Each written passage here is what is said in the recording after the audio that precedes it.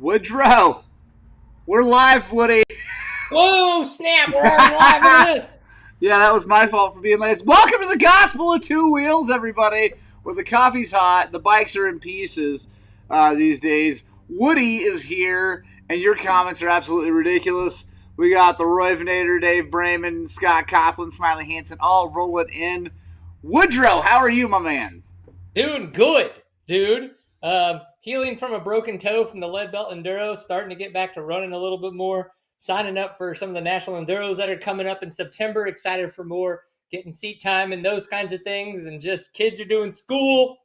Living life, my man, living life. Yeah, today was the first day of school for my kids. Yeah. I hope they make it. I don't know. I left before they. You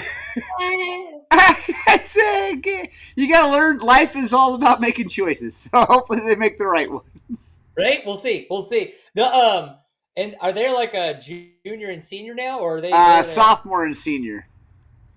Sophomore and senior? Wow. Yeah, it's Kaylin's nuts. Senior this year, so she's like driving the Corolla to school, and thinks she knows everything, but honestly, she knows nothing. That old chestnut. So it's fun. Yeah, that's my kid, 100%. I love him to death, but Thomas is definitely like 17, soon to be 18, and just like Mr. I got it under control. I'm like, oh, really? You do? Well, let me know how that is in another 20 years. Yeah. The best is like we were the same way. I remember that. So it's fun to be on the other side of that and be like, I see you, and I'm going to support the fact that you think that you know everything and you want to handle this, but I'm also right here when you need me. Like, yeah. Oh yeah. 100%. Yeah. 100%. Because you're gonna. Oh yeah. Yeah. Because it's going to come in necessary. Scott Schwager, Jay Wild, James Burr, Dev, my mom, Suzanne Spradling is here, 5280 James, Brandon T. Great to see you guys all here. As you can see, we've got Woodrow here, coming in from Bonham, Texas. Bonham, Texas. And we got True North Motos, Todd Colvin, Zach Farkash. How is it going, Daniel Northington, up in the great Northwest? Is Surprise, Arizona a city? Or Surprise, yes. It's not just an emotion. It's no, it is Surprise. Where is Surprise, Scott? I think it's just outside of Phoenix. I'm pretty sure. So, and it is Ray Day, by the way. Happy Ray Day to everybody. That is my great grandfather's birthday. My dad and I celebrate that every year. My dad chiming in. Got the Broads coming in. Scott Schwager has to ask about the rear tire situation. It's real good. Can't talk about it still. Have fronts coming this week. Hey, have I shown you those, Woody, in person? The rear wheel thing? I will send you pictures. This is going to be good because this is going to get everybody fired up that they're not getting pictures. It's like I have my own OnlyFans. Yeah, exactly. Yeah, totally. We need to make. That's what we need to do to earn some money. Make an OnlyFans, but for motorcycle stuff. Like, that's where like you could come and like get the insider information. Yeah, that'd be good. Suresh Shrimal is here. By the way, Woody, you should join us in Nepal in April. I'm just saying.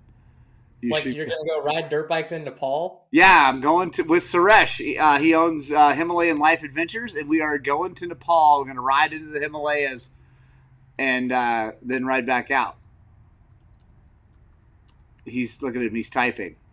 Oh, I'm already like Himalayan Life Adventures. Whoa. I know. It's dude. Yeah, no, it's a thing. It's a very, very the Ride the World Series of Awesomenesses is happening. Is actually happening because we're going to Baja in February. You should also join us for that. That's going to be a lot more affordable financially. And then the Nepal thing is April. By the way, guys, I will announce that April 6th through the 18th are the dates for Nepal.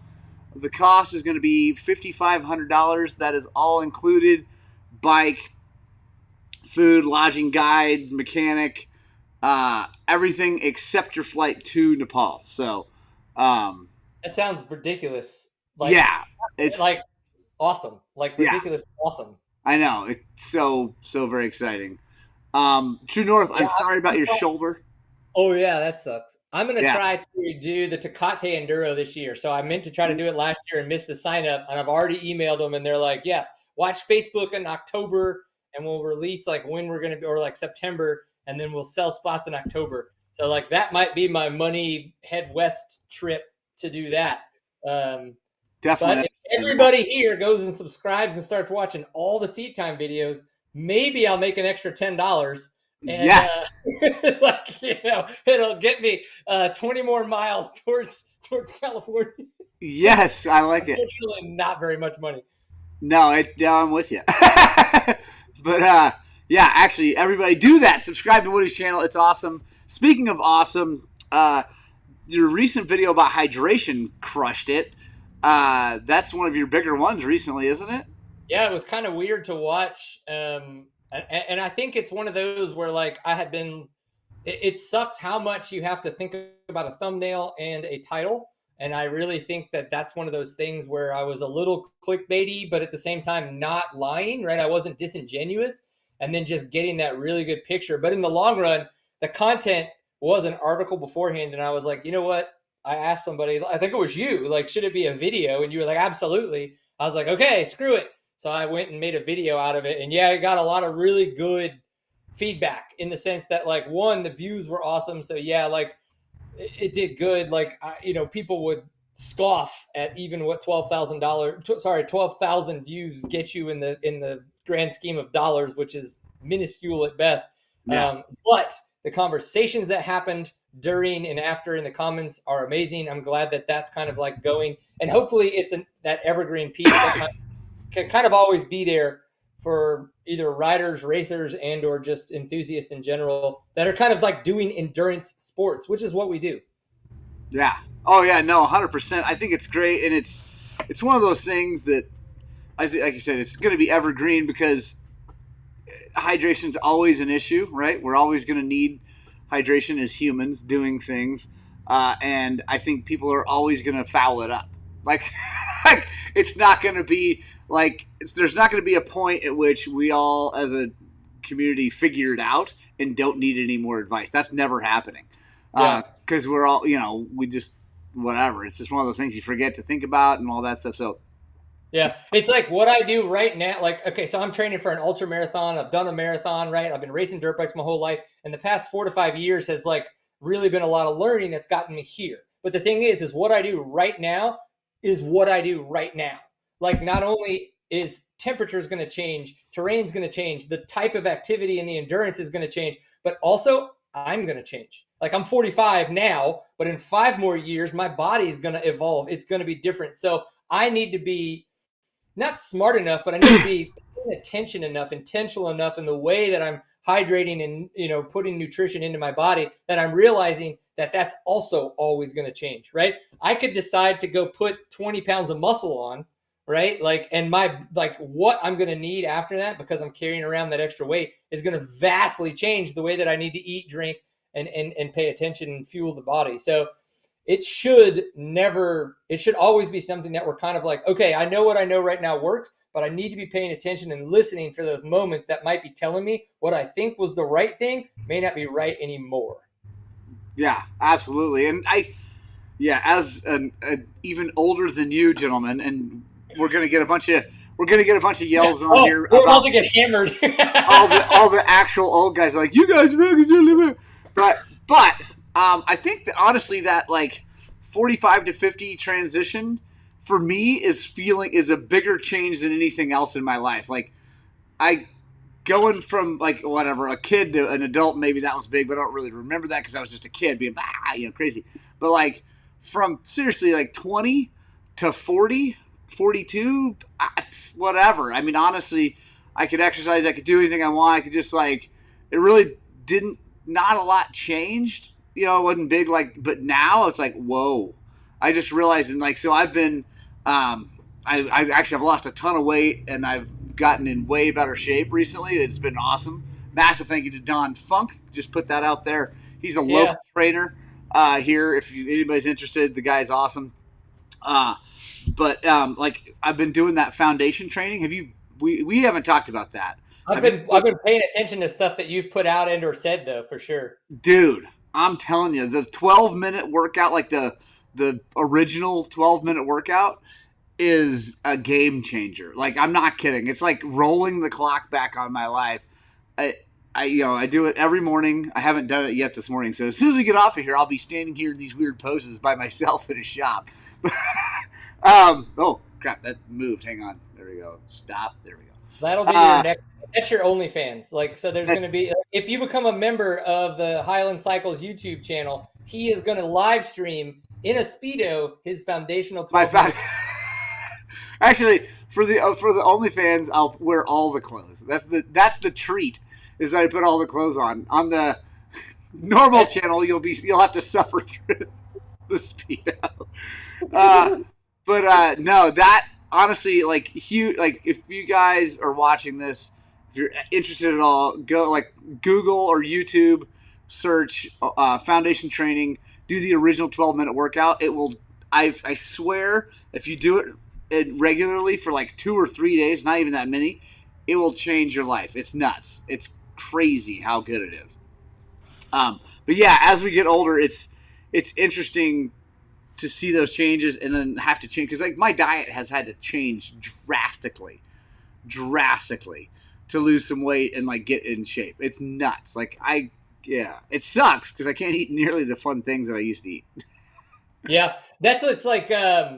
That's what's so interesting. So because now that I don't call myself a runner, but by means I am certainly running a lot now. Like, and for me, 20 to 25 miles a week is a lot, right? Like putting that on, I've had to take that back with the toe. But one of the things that I see a lot now that I'm in different Facebook groups is so many people like, I'm doing this running and I've only lost this much weight. Like, you know, how much more do I need to run?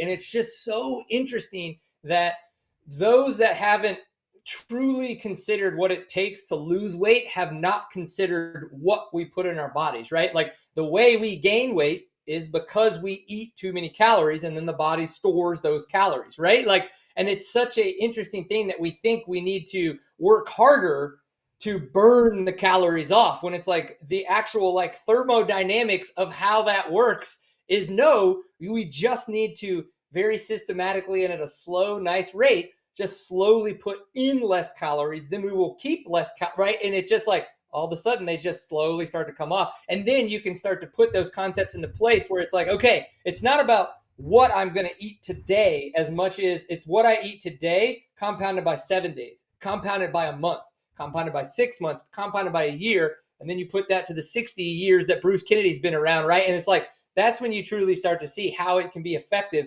And it doesn't need to be counting macros and like not eating all the things you want to not eat. And you got to be healthy and look for 20 grams of protein. Like, it's a lot more simple than that. But the problem is simple feels easy and people don't like easy. Right. They want to feel like they're doing something that feels like they're doing something. And that's why we just see so many people work really hard or run faster or lift more weights and be like, why am I not losing weight? Yeah, it's a simple math equation, actually. Like the weight loss, which actually simple doesn't mean easy. You know what I mean? No, one guy that I watch on YouTube, which is this is completely out of the motorcycle realm, but like Beard Meets Food. Watch that dude. Beard Meets Food? Yeah, Beard Meets MEATS Food. The guy is a professional eater. And he goes around and does these food challenges. He eats the most obscene amount of food, and he's like thin, fit, super ripped and strong. And he's got other videos talking about how and why that is, and it's fascinating. Actually, it helped me a ton. That's cool. So yeah, it's super rad. But let's get to some dirt bike questions here. Yeah. Sorry. No. You and I could do this all day. That hydration stuff, please go check it out, because again, I do think that there's a lot in there. There's a lot of nuggets. So even if you have some preconceived notions, hopefully it builds a little bit better foundation, and maybe you might add something to the comments that continues other people's conversations. For sure, and you should put a link in this comments thing to that, so people can just click on it. Oh, that's a smart idea. I like that. So Sanders Sandwiches, I got the ECU get from Takamoto. Smelled overly rich. Takamoto took it back to test. They say it's 100% good. Now leads me to think it's mechanical. What should I look into? It's a 21500 EXCF. If it smells overly rich, first of all, I guess, Sander, how does it run? And then how's the fuel mileage? Because like sometimes we got an overly sensitive nose or whatever. But if it is actually rich, that's a tough one because the ECU is really the only thing that controls the amount of fuel going in. Unless you had a leaky, you could have a leaky O-ring on one of your injectors or something like that. Like, because I think that 21500 should have 2 injectors. If it don't, I can't remember if it has 2 or 1 in the throttle body, but you could have a leaky O-ring, and that's causing a rich condition. So I would look at all your O-rings and things that seal fuel away from the motor. After that, and check your plug and make sure that's all good. After that, yeah, I don't know. But if it runs good and it doesn't burn oil and it doesn't burn an excessive amount of gas, I guess I wouldn't worry about it. But check O-rings and things like that. Let's see. The Roivinator, looking at an 08 300 XC for single track riding, 6,000 feet elevation, anything I should look out for. Roy, the only thing about those bikes is the starter, which I don't know, the 08 XC might not have had an e-start because I think the 08 XCW had the e-start. So if it doesn't have an e-start, then don't worry about anything. Just go ride it. That's a great freaking bike. Phenomenal. With lots of diet talk, and no, you can't outrun a bad diet. I like that. Make sure we're good. 56 seems like everything. So these are all great comments, but we're good. Bruce Kennedy, I lost 34 pounds, newly married, only change I made. Oh, that's awesome. By the way, Bruce, it was nice meeting you and your lovely wife when they came through. They were in Colorado. It was awesome. Oh, nice. Yeah, super rad. Okay, guys, please keep asking questions. If you got any questions for Woody, ask them. Make sure you go. By the way, his YouTube channel is Seat Time. Go there and look up the hydration thing. It's really good. Also, let's talk about the lead belt. I'll drop a link after this is over. For whatever reason in this program, it doesn't let me comment. So okay, well, that'll be better anyway because more people will see that afterwards. It'll because this does replay during when people watch it, but it's it's not. So it'll be better anyway. I have a question for you, if that's okay, on the dirt bike side of things. Again, I think it's simple to. Well, again, simple doesn't mean easy, but it's conceptually, it's simple to have what happened. So I crashed. So I hit something, not on the left side with my broken pinky toe, but on the right side, and the Sherco at the clutch cover started leaking in the last test and in the van. Right when I got back, I was like, "Holy shit!" Literally, probably all of my fluid was at the floor of the van. And I took the clutch cover off, and you could see it on Instagram. I think I shared the pictures, and it looks like a rock just missed the skid plate and kind of center punched where the bolt for the clutch cover creates the tension for that. And you can see it pretty much dismantled the Polysport cover on the cover. And so I'm kind of wondering, is that just do you think that that's just one of those weird freak accidents, or is that something in the long run, maybe it wasn't tight enough, was the O-ring not set well enough, the gasket kind of in the cover of the you know what I mean? Yeah. I just wanted to explore that a little bit to see if there's something to think about differently for next time. No, I think it's just a one-off weird thing, honestly. I mean, unless when you take the cover off, when you took the cover off, if all the bolts were loose, I doubt it did, because I mean, I've had that happen, not exactly, but I got a hole punched in my clutch cover that was the weirdest thing ever. This thing flipped up. It was actually a bolt on the end of a guy wire to a power pole that had come loose and was on the racetrack. It was at Hallett in Oklahoma, and I must have gone across it because the reason I figured that out is I looked at the bottom of my thing, and there's this perfect hex hole, someone took a machine and went tonk and just punched out a hex hole. So all I can figure is that there was a thing laying there. We went back, and there was a guy wire that was loose, was sketchy, right, to have that across the race course. And it poked a hole right in my clutch cover and drained all the fluid out, like during a race. It's just weird. I think that for yours, if it hit that bolt, that's just bad luck. That will probably never happen again, ever. That's what I thought, but again, like it's just like you see so much, right? Running a shop, right? Yeah. No, I don't like. I think that was just bad luck, and because actually my beta sort of did the same thing.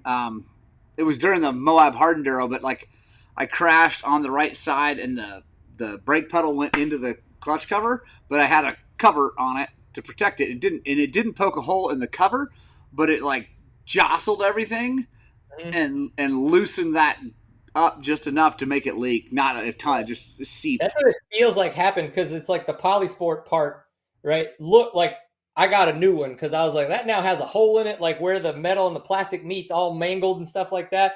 But then on the clutch cover, it's just a slight, like right there where the bolt's at, just a slight little impress of not much pressure. So the cover of the cover did its job. But I think it was just enough pressure to kind of move it, like you just said, that it like set just wrong now, even though there was still tension, and so it was kind of leaking. And it looked like a slow leak, but at the same time, I was like, here we go, Brian, the Sherco, like, what are you doing, man?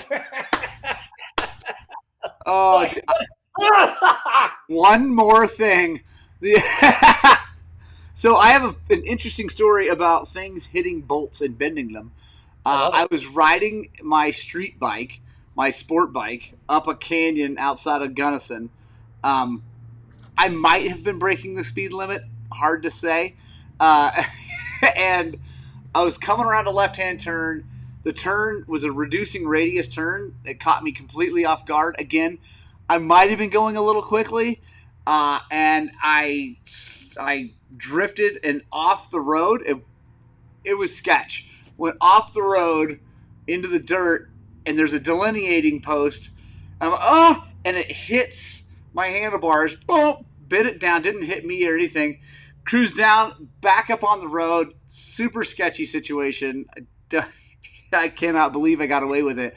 But the delineating post, the only thing it hit was the banjo bolt on my brake master cylinder. I mean, it freaking smacked that thing.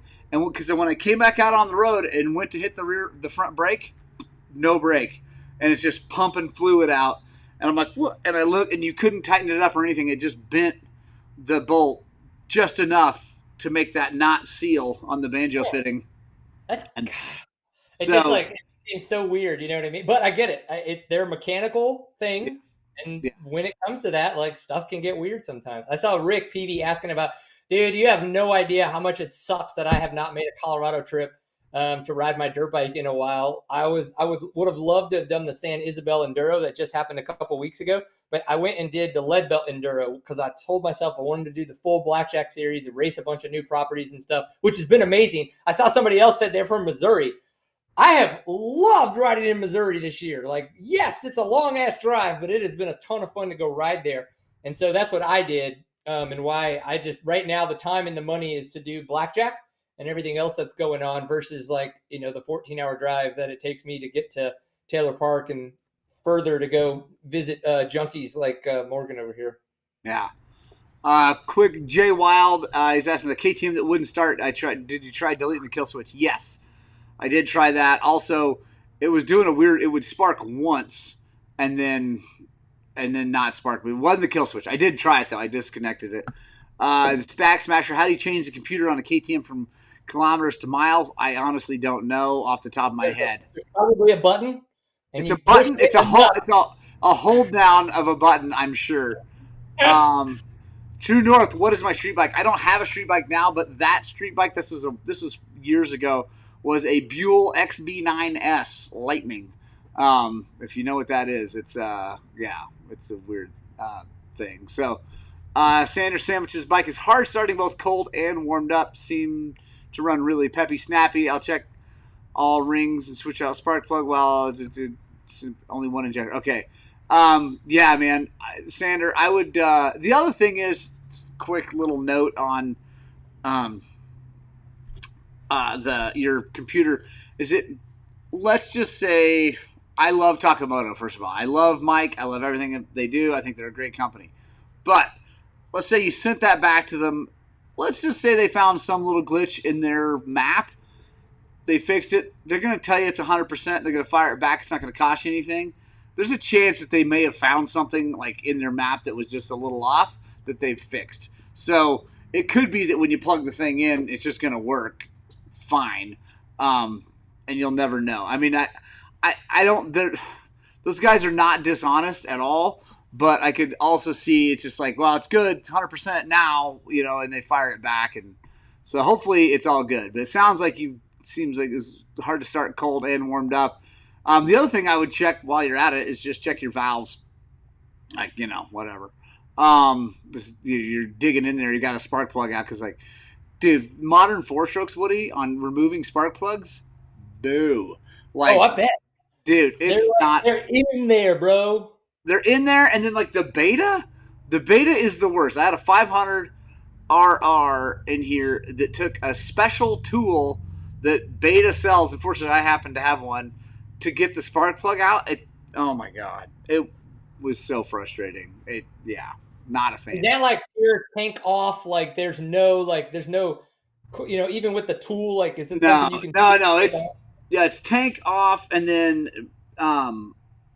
lots of other things out of the way. Will getting a revalve on the WP air forks help with some of the deflection harshness on the roots and rocks? Yes, Landon Graham, it will.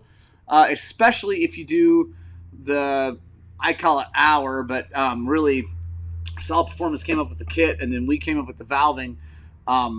If you do the cone valve conversion on the air fork, so you put a cone valve, mid valve on the damping side, with our valving on it, it's actually really good. My buddy Foxy Bibbs freaking loves his air forks now. So, is there a rule of thumb on dent sizes? The pipe can affect anything. Brandon Slager. So some nerd is going to say that any dent makes a difference, and it does technically on a dyno. Yeah. So we are also humans and probably not, racing at actual 100% or riding at 100%. Right, and also your tire's probably not getting 100% traction either. So, like, I don't know. I run it until it looks bad enough that I then take it off and blow it out. That's my official thing. True North knows what the XB Lightning has to do. Oh yeah, how is that RZ350? I'm excited to see that thing done. That's gonna be awesome. Scott Phillips, what's going on here? Hang on. Got a new wheel set up with new rotors, not OEM. Now my front brake squeals badly under medium pressure. It's like the pads are vibrating on the rotor. Bad rotor, ? Maybe. Would you ever had anything like that? Like where just new rotors make it squeal horribly?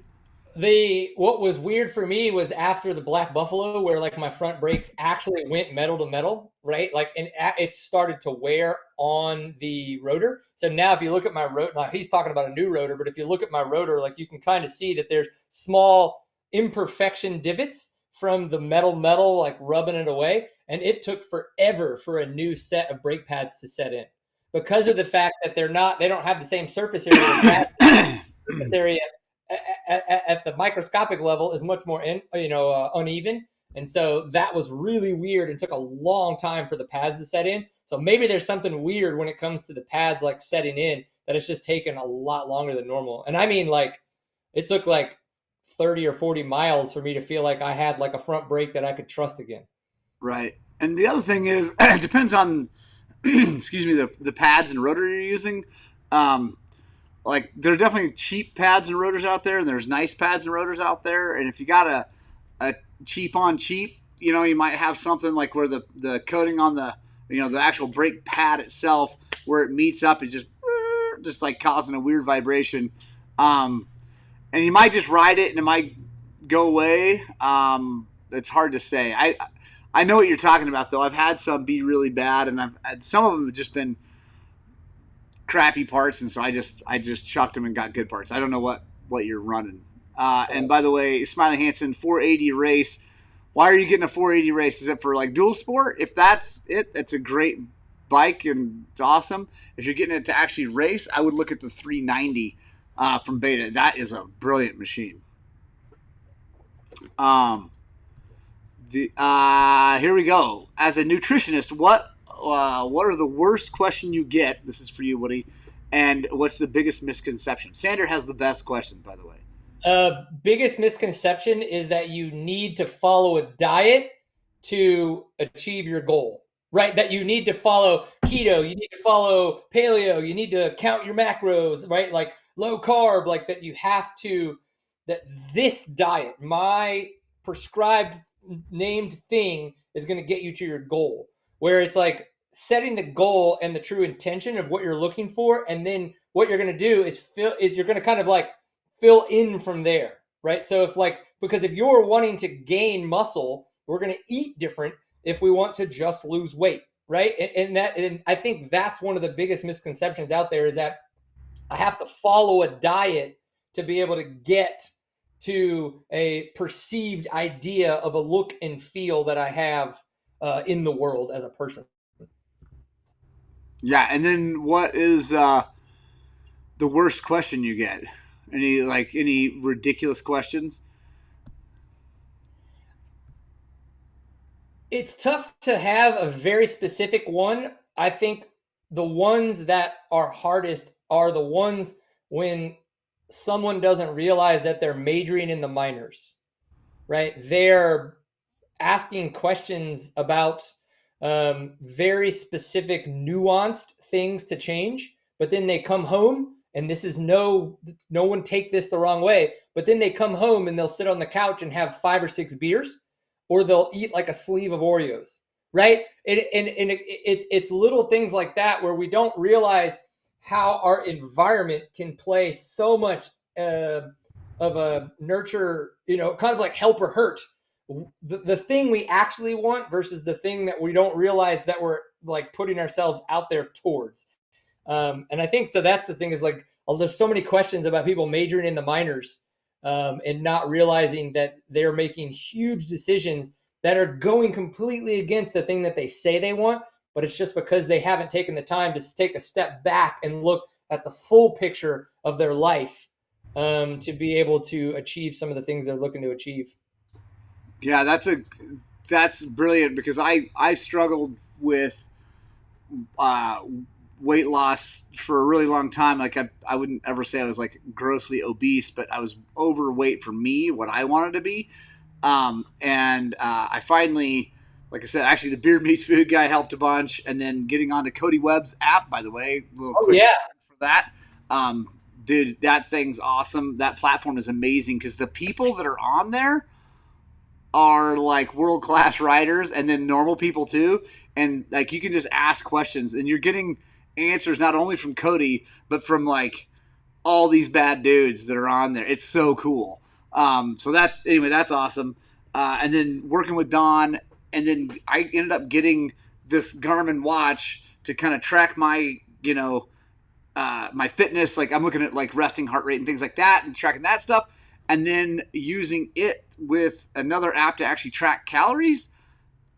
I realized how much crap I was just eating as I'm like getting ready to go to bed or hanging out watching YouTube. Or I'm like, dude, you can't eat all that. Like, that is so many calories to just sit down and eat a bunch of chips at the end of the day. Like cramming 500 anyway. So yeah, it's nuts when you actually pay attention. What like things happen. So sorry, so you're right. Sandor does have the best questions. I told you, dude. I know. Like, so like, did you see? Okay, Sander, you are my hero. First, let's start with this first one. If you could have a lifetime supply of anything, what would it be? Go. You got 2 seconds. Come on. There's no way. Just pick something. I'm gonna go 2-stroke oil. 2-stroke oil is lifetime supply. If I never had to buy any more, that would save me a ton of money, and I'd really, really, really enjoy it. Yeah. Dude, that's so tough. Come on, you got to come up with something. I'm just gonna go with tires then, because there you go. I got nothing. That's a good one. And then, have you ever met your doppelganger? I've never met him, but I've heard people say that I look like Emilio Estevez back in like the 80s, like when he was I popular could and see young. that. Yeah, I could see Yeah. that for sure. Yeah, yeah. I've been told Dave Grohl. So there's Oh been yeah. times when I've had like longer hair and a bigger beard, and it Yeah. was like when it kind of like matched up with him. Like I've had that before. And there was another one, but I don't remember what it was anymore. Well, Jesus, but no, I haven't met Jesus. Yeah. Not yet.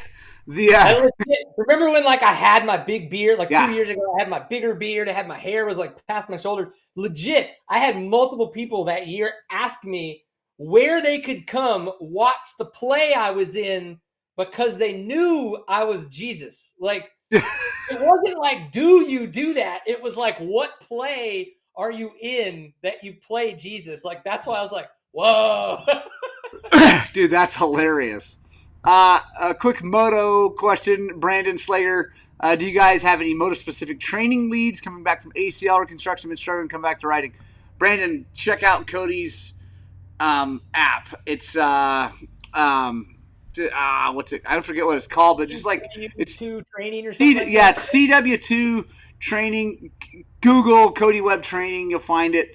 Actually, if you use Homie Hookup 25, you'll get 25% off if you sign up. I don't make any money on that. That's just a thing he gave me if I wanted to give it out. So yeah, Homie Hookup 25 will save you some money on that. And Brandon, it's really good. He actually has a bunch of Enduro Method info on there. Like they're working with him, and so like you can get Enduro Method workouts, you get Cody's workouts, and then like I said, you get this amazing group of people to ask questions to. So, and you say I just do Gnarly Tennessee Trails. By the way, it's a hard enduro based app. Like I posted a video of me flying through the trees, and they all made fun of me for it being too smooth. So, and yeah, I think the thing I was going to say Enduro Method, so it's cool to hear that they're working together. I think the number one thing with that when you're coming back from recovery is push your physical therapist, whoever that is, to keep giving you information and do that religiously. Like come home and do that every day and ask them, be like, hey, what can I do every day? Like program me something every day that I can do that works me back, and do that like religiously, because so many of us, myself included, until I figured this out for myself, is we just do the prescription. They're like, hey, go to physical therapy, do this 2 to 3 times a week, and when we're done, we're done. And you get out of it, and then 2 months later, you hurt yourself again because you just checked the boxes. And unfortunately, their boxes in our healthcare system don't line up with what we do as athletes and riders. And so, like, I have now realized that I have to keep this accessory work in for my shoulders and my knees weekly. And so, and you just have to figure out what works for you, right? We want to work hard. Don't work hard. Be smart. Like, what's the 2 to 3 things that you can kind of do on a weekly basis once you get yourself to a good spot that you can just kind of keep doing and keep continuously building that strength in those areas that you need it. But a good place to start is both of the apps that he mentioned. Yeah. And quick, which Hogwarts house do you belong to? Well, Gryffindor. Duh. I'm just, everybody's gonna say Gryffindor because well, I've Harry. done all the tests and it said Gryffindor. Okay, I'm going with Hufflepuff just because I like that name. That's my wife. My wife is Hufflepuff. Nice. But yeah, True North lifetime of. So Bruce can say lifetime of health. You can't do that. I mean, we would all love that, right? But I don't think that we're talking about a thing. And True North says gas. That's a good one too. My mom says water. I think we have enough water, like in the world. I'll just go. Yeah, we'll be good. You get to time travel once. You go into the past or the future. This is for Sanders, dude. His questions are the best. I'm going past.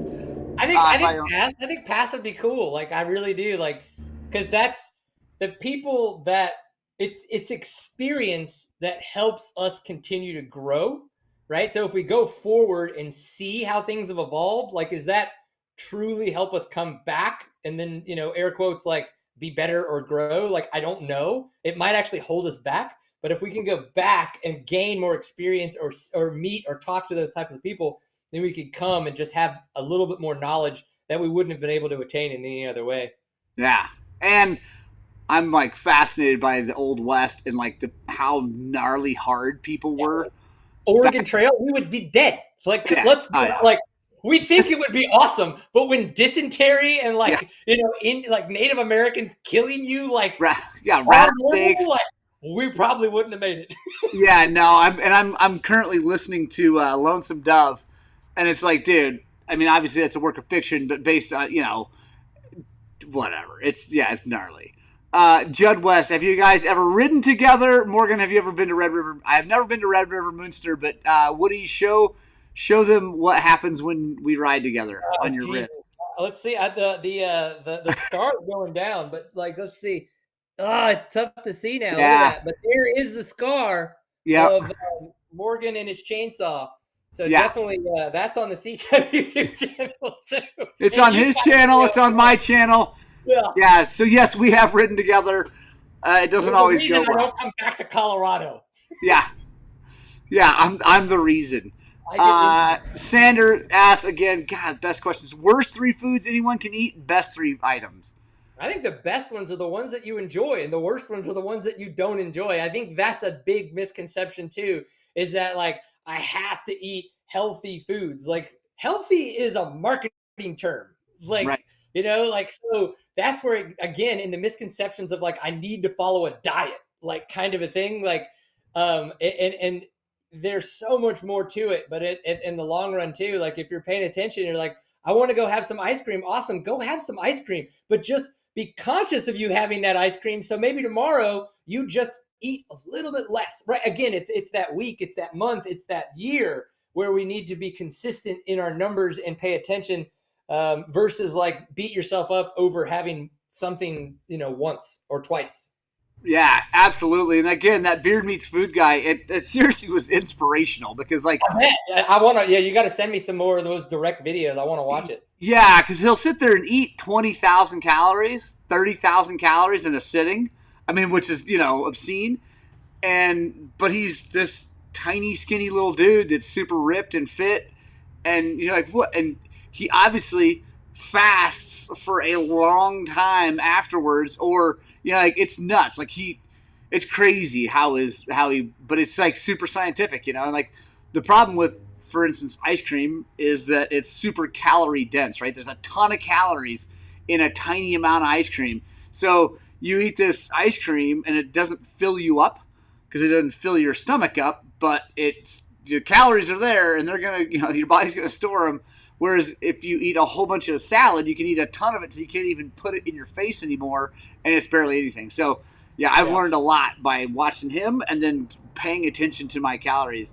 Because, I'm under 180 pounds, which I don't think I have been since I ran the Pikes Peak Marathon a million years ago. Like, maybe that's when I'll make it back to Colorado is for my next ultra. Yeah, dude, you need to do it. Like the Hard Rock 100. Ultra, and then the next weekend we'll ride dirt bikes. Yes, I like it. The it is 8:12, guys, and we got a boogie. I know Woody's got things. I've got things. I've got one salad thing. I watch so many people like, I need to eat healthy. I need to have a salad. Here's it to exactly what Morgan said about nutrient dense and empty calories. So in the long run, like if you just go get a salad from from some Mexican joint, from some steakhouse, stuff like that, there's actually not a ton of nutrients in a lot of those salads. What you can do is say, hey, can you double the protein? And right there, you're actually getting in so many more nutrient dense calories that you're not going to be hungry again in an hour. And so that's a great way to leverage a salad and also be able to, get more nutrients. And they might charge you $2 or $3 more, but you're not going to be hungry for 2 to 3 more hours. Yeah, and when I make salads at home, I'll dump I just like a bunch of chicken breast or bacon or whatever steak that I have and just freaking load that stuff on there, and not a whole bunch of sugar-rich dressing because that's like a super it's got calorie dense when you put a bunch of sugar in crap. So like. But yeah, a ton. I mean, like I'll cook up a whole bunch of bacon and put it on my salad, which is awesome. It's like it's great. I agree. It doesn't raise the calories super super high, but it's like that nutrients just keeps you full, and it's awesome. I'm gonna try to put three videos. So obviously the chainsaw video, the the hydration video, and Yeah. then I did a enduro nutrition cheat sheet video. Yeah. And so I'll drop those in a comment so that if anybody kind of like wants to dive into the way I kind of think about this, that's a little bit more related to the specifics that we do as athletes and endurance athletes. They'll be easy to find. And then also the humor of you running me over with a chainsaw. Yeah, that's a good one. And then final question before we leave. Sander comes with another brilliant one. If you had to eat a crayon, what color would you choose? Blue. I love blue. I'm going blue. If I've seen green poop, I've seen yellow poop, I've seen brown poop. I've never seen blue poop. If I had blue poop, I would be like, holy crap. Yeah, I like it. I would go red, even though I know it doesn't taste like it. I like cherries. So Please don't tell me that you've tasted your poop enough to know that being it red, that it wouldn't taste like cherries. well, no, what I'm saying is I might have eaten a crayon before. I know that they don't taste. There we go. Yeah, Scott Phillips, seat time. Look at that logo. Yeah, seat time. He's on all the socials and YouTube. Please check it out. It's very, very good. Woody, thank you so much. Stick around after we get this thing shut down. Punk Rock Club, okay. You know I love you people more than I love everyone else. It's a favoritism thing, and it's real. It's just how it is. So I love you. I love you more. I also hope that you guys get out, spread the gospel of two wheels. God bless each and every one of you. And most importantly, I hope that what we're doing here at Highland Cycles is inspiring you guys to work on, but way more importantly, get out and ride your dirt bikes!